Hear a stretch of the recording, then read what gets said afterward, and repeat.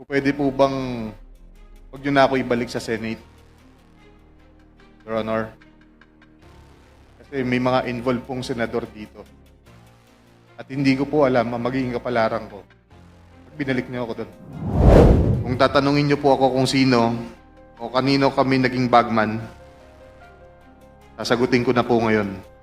Sabi ni Senator Marcoleta kahapon, ligtas ka na. Hindi po ito totoo. Si Senator Jinggoy Ejercito Estrada, Senator Joel Villanueva, Yusek Robert Bernardo, at D. Alcantara.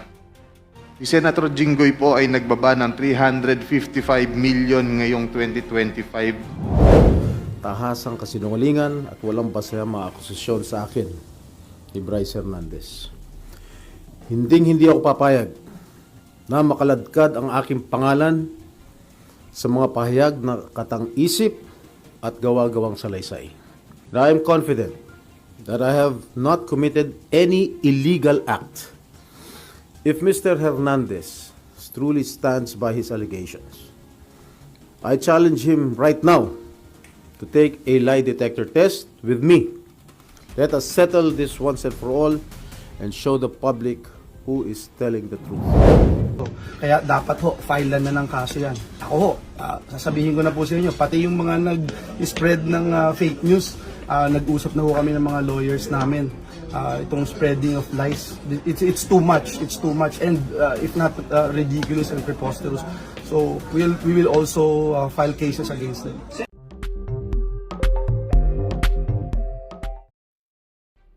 Engineer Bryce, you may proceed. Your Honor, meron po ako nakaprepare na written statement. Pero to submit it, sana mabigyan niyo po kami ng konting panahon pa po. When you say a written statement, ito yung handwritten, Yes, it is handwritten, Your Honor. hindi notaryado. Hindi po, pero pinirmahan ko po. Yung sabihin, pinirmahan mo dahil ito sulat mo mismo. Tama. Yes, Your Honor. Sulat ko po mismo at pirma ko rin po. Okay. Parang ano to parang holographic will. Sorry not directed to anyone. But, totoo naman, kumbaga, can be accepted in any courts of law dahil signed by a person, handwritten, and signed by him. Tama po ba, Profesora Luistro? Tama po ba? But please continue, Mr. Bryce. Kailan ho kayo pumasok sa District Engineering Office doon sa Bulacan? Nag-start po ako sa Bulacan First Engineering District noong 2012 po. 2012. At nung una kang pumasok, ano yung iyong kumbaga kasangkapan doon or position? Entry level po ng permanent position, isa po akong Engineer 2 as inspector po. And ngayon, bago ka natanggal sa pwesto, ano yung inyong posisyon? Naging OIC District Engineer po ako for 1.5 months po. So, 2012 ka pumasok at present, you were OIC District Engineer. Tama po ba? Yes po, bago po ako ma-relieve OIC District Engineer po. Karaniwan ba yon na ganun kabilis ma-promote sa pwesto? Hindi po. Usually po, marami nga po nagre-retire as Engineer 2, Engineer 3 lang po. Paano ka na-promote ka agad bilang District Engineer? Actually po, kung papayagan niyo po akong magkwento. Sige, you may go ahead, please. As long as totoo ang iyong kwento. Opo. 2012 until 2021, isa po akong ordinary engineer. Engineer 2 po. 2019, dumating po si dati kong boss, Engineer Alcantara, sa District Engineering Office as our District Engineer. Nakita ko kung gaano siya ka-authoritative. Nakita ko kung ano yung gusto niya, ang gusto ang gusto niya, which is yung sinusunod siya, ginagawa lahat ng gusto niya. So for me, masakit man tanggapin, kailangan ko sumipsip sa boss ko.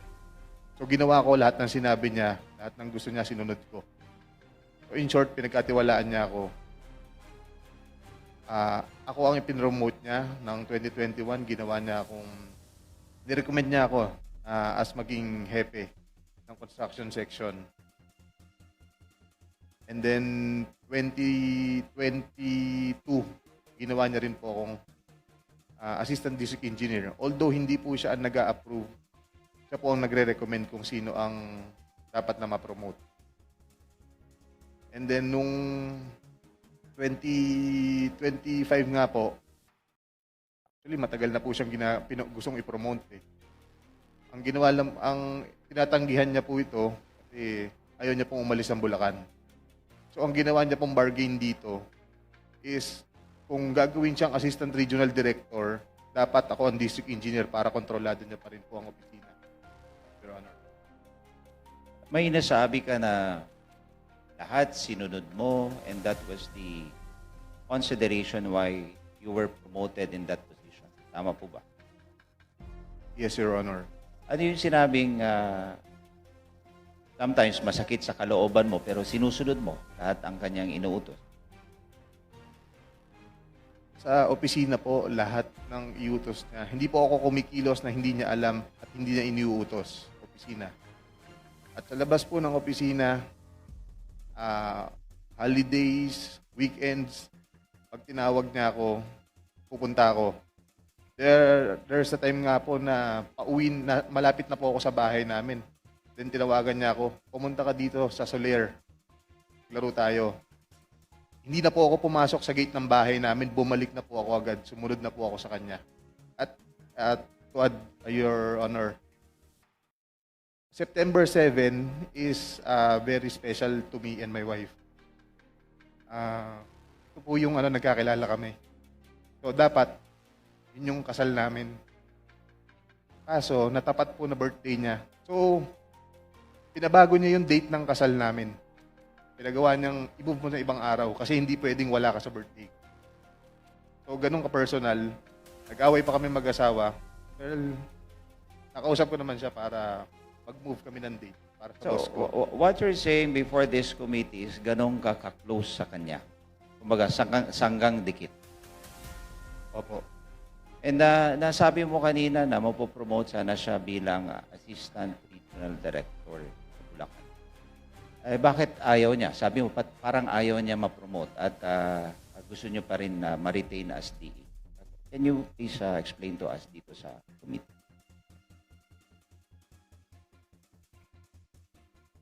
Kasi ito na po, lagi niya pong sinasabi sa amin, hindi naman po sa akin lang. Pag nagmi-meeting kami, staff meeting ng office niya, ito na yung comfort zone niya. Taga dito na siya. Malaki po ang pondo ng opisina namin. Speaking of pondo, ito ba yung pinagkukunan ng mga proyekto na kung saan ito na yung subject ng controversy or ghost project sa Bulacan? Tama po ba? Yes po, Your Honor. Some, not all. Some are. Yes po. Tama po. Kahapon, dedirektahin na kita dahil ikaw ang itinuro ni Sally Santos ng SIMS na kung saan yung mga kahon, ang laman na ay pera, kayo idinideliver. Tama po ba? Yes, Your Honor. Sa office ko po, dinadala ni Sally Santos lahat ng pera na nakakahon. When you say sa office mo, dinadala lahat yung pera. Can you tell us, before this committee, kung gaano nakalaki ang dinalang pera ni Sally Santos sa office mo? Mula po nung 2022, billion na po. 2022, Yes po, Your Honor. billion. Saan napunta yun? I mean, sa'yo lang lahat?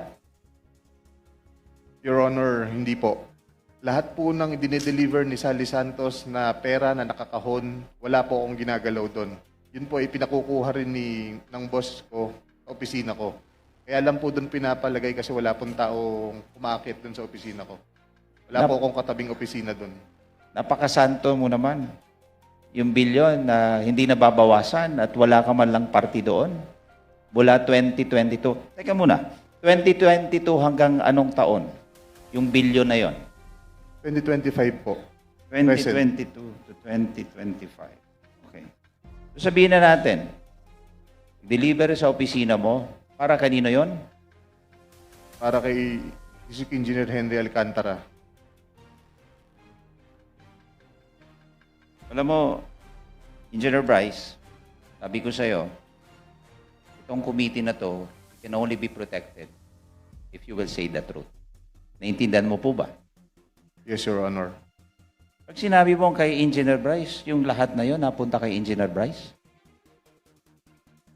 Kay Engineer Alcantara po. Engineer Alcantara, sorry. Hindi ko po alam kung sa kanya napunta lahat yon, pero siya po ang nagpakuha lahat ng pera na nakakahon na yon. Imposible naman na lahat lang yon kay Engineer Alcantara. Magpakatotoo ka dito sa ating committee ba? May Go ahead.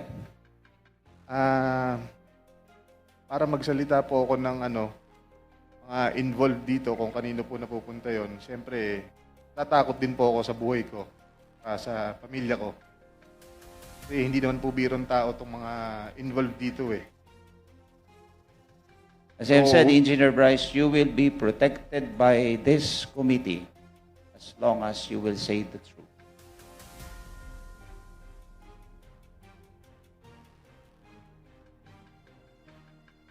Pwede po bang huwag nyo na ako ibalik sa Senate, Your Honor? Kasi may mga involved pong senador dito. At hindi ko po alam ang magiging kapalaran ko pag binalik niyo ako doon. Magsalita ka muna. And this committee will assure you that you will be protected. Your Honor, parang mas kailangan ko po muna ng assurance niyo bago ako magsalita. Can I have a 1-minute recess, Mr. Chair? Meeting suspended. So the previous question of Engineer Hernandez is an assurance of safety and security. The committee commits to your safety and the safety of your family. We will coordinate with the Senate Blue Ribbon Committee to ensure that you may remain with the House. So within the day, we will speak with our Senate counterparts to make sure that you will remain with the House for as long as needed.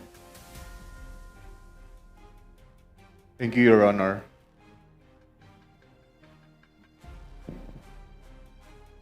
Congressman Adyong is recognized, please. Thank you.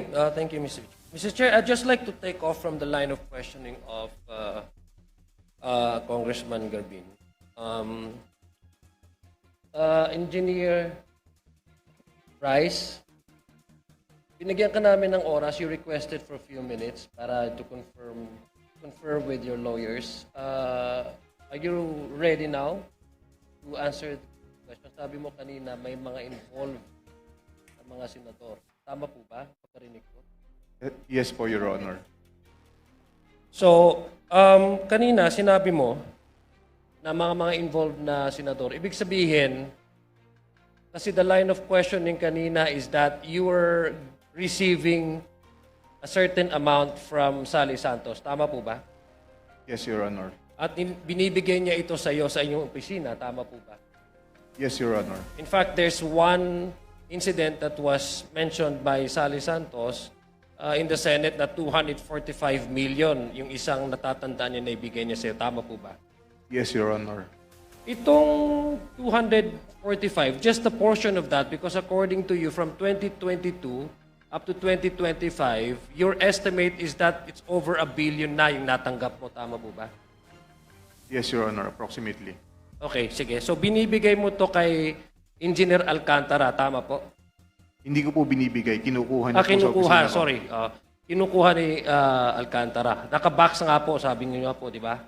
Yes, Your Honor. Okay, pag sinabi mong may involved, ibig sabihin logic would dictate and you don't need to be a rocket scientist para to assume that yung binibigay ay may hati-hati. Tama po ba? May breakdown. Yes po, Your Honor. Sinasabi niya po, kinukuha na yung commitment. Commitment na ano ibig sabihin commitment? Yung kaninong hatian yon. Kung ako po mag-interpret, commitment po para kay Senator. Okay, may we know sino yung mga sinasabi mong mga kumukuha or may commitment sa mga senador? Kasi you mentioned this earlier before we grant you the request of having a recess, suspended. May we know who are these sinasabi mong may mga involved na mga senador? Okay lang po bang basahin ko, Your Honor, kung ano lang po yung naisulat ko? Pero pinapangako ko naman po sa inyo na ang full details ito maibibigay ko po sa written statement namin ng mga abogado ko. Mr. Chair, our guest is requesting that he be allowed to read. Ito ba yung salaysay mo na pinirmahan mo? Tama po ba? Ito ba yung tinatanong sa'yo kanina ni Congressman Garbin? Yes po, sinulat po at pinirmahan ko rin po. Okay. Mr. Chair, may we request that he be allowed to read his salaysay? His statement? Engineer Hernandez, please proceed. Thank you.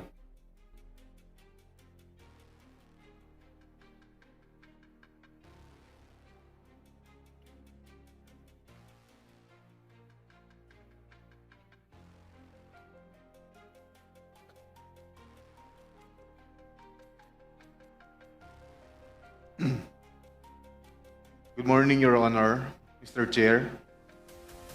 Ako po si Bryce Erickson Hernandez, dating Assistant District Engineer ng Bulacan 1st District Engineering Office. Ako po ay na-contempt kahapon sa Senate Blue Ribbon Committee. Habang ako po ay nakadetain, kapag-isip po ako at nagdesisyon na maglabas ng ilang nalalaman ko sa flood control project base po sa aking natatandaan sa ngayon.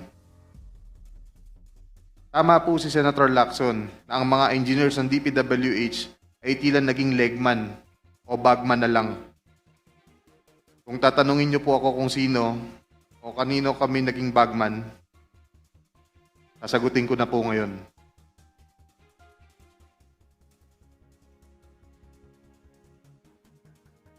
Sabi ni Senator Marcoleta kahapon, ligtas ka na. Hindi po ito totoo. Si Senator Jinggoy Ejercito Estrada, Senator Joel Villanueva, Yusek Robert Bernardo, at D. Alcantara. Si Senator Jinggoy po ay nagbaba ng 355 million ngayong 2025 sa mga ilang projects sa Bulacan.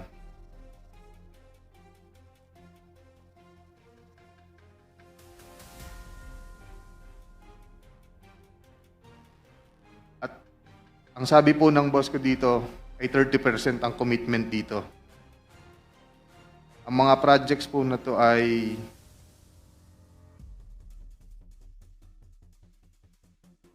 construction of flood mitigating structure with pumping station and floodgate phase 3 sa Hagonoy, Bulacan. Flood control mitigating structure with pumping station and floodgate sa Malolos, Bulacan. Hindi ko na po babasahin lahat to. Isasama ko po to sa aking written statement. No, mahalaga pong basahin yung buong listahan ng mga proyekto. These are the line items that everyone has been talking about, so I think the nation deserves to know which particular line items that are in the GAA that are being implemented for these particular personalities. Mr. Chair, may I also request that he be directed to read the entirety of his salaysay? Yes. And not to select portion of his salaysay. Para Yes, po he will. klaro. I think he will be required to read the entire, but we need the specific line item in the General Appropriations Act to be able to tie these particular projects to political personalities, not just DPWH engineers, not just contractors. Please proceed. Mr. Chair, Mr. Chair, may I also ask that the amounts also be read? Yes, I think if it- it's important that the public will also know the Yes, amounts. if it is available, Engineer Hernandez, please mention the amount as well. Mr. Chair, saglit na interjection lang. After the statement of Sir Bryce, may we have the copy of his statement para po makapagtanong din yung mga members based on his ongoing statement. If that is practicable, Deputy Speaker, we will ask him to do it, but it is a written, handwritten statement. So I think we have to listen to his entire salaysay first. Please proceed with the line items, please. Let me repeat it, Your Honor. First, construction of flood mitigating structure with pumping station and floodgate, Phase 3, Barangay Mercado, Hagonoy, Bulacan, with an allocation of 60 million pesos. Number 2, construction of flood mitigating structure with pumping station and floodgate at Mambog Creek, Phase 3, Malolo City, Bulacan, with an amount of 45 million pesos. Construction of flood mitigating structure with pumping station and floodgate, Phase 3, Barangay Iba, Hagonoy, Bulacan, amounting to 60 million pesos. Construction of flood mitigating structure with pumping station at Calero Creek, Phase 3, Malolo City, Bulacan, with an amount of 50 million pesos. Construction of flood control structure including pumping station and floodgate, Phase 3, Barangay Mayto, Kalumpit, Bulacan, with an amount of 60 million pesos. Construction of flood mitigation structure with pumping station and floodgate at Barangay Santo Rosario Creek, Phase 3, Malolo City, Bulacan, with an amount of 40 million pesos. And last, construction of flood mitigation structure including pumping station and floodgate, Phase 3, Barangay Carillo, Hagonoy, Bulacan, with an amount of 40 million pesos. And all of that with a total of 355 million pesos, Your Honor. This is supposedly the allocation of which political personality? Senator Jinggoy Ejercito Estrada po, Your Honor. Thank you for the clarification. You can proceed with reading the handwritten statement. Chair, may I continue? Let him finish the handwritten statement. Tapos lang po yung handwritten statement. ng pagbasa. Nagbaba po si Senator Jinggoy at ang kanyang SOP dito ay 30%. As per our District Engineer Henry Alcantara. Dineliver ito nung lumabas ang mga item na to sa GAA. Mga driver namin sa DPWH Bulacan First ang nag-deliver sa kausap nila. Si Christian Santiago at saka si Andre Balatbat. Galing din ito sa utos ni D. Alcantara. Noong 2023 naman, naglabas ng 600 million si Senator Joel Villanueva at ang SOP nito ay 30% din. If I'm not mistaken, sorry. Pwede ko sabihin ko po kung anong mga projects na mga line item din. Please proceed with disclosing the line items so the nation may able to tie the line item to the political personality involved. First, rehabilitation of flood control structure along Balagtas River, Barangay Panginay, Tuwawa, Phase 3, Balagtas, Bulacan, with an amount of 75 million pesos. Construction of Bukawe River Flood Mitigation Structure, Station 12, plus 589 to Station 12, plus 739, at Barangay Bambang, Bukawe, Bulacan, with an amount of 75 million pesos.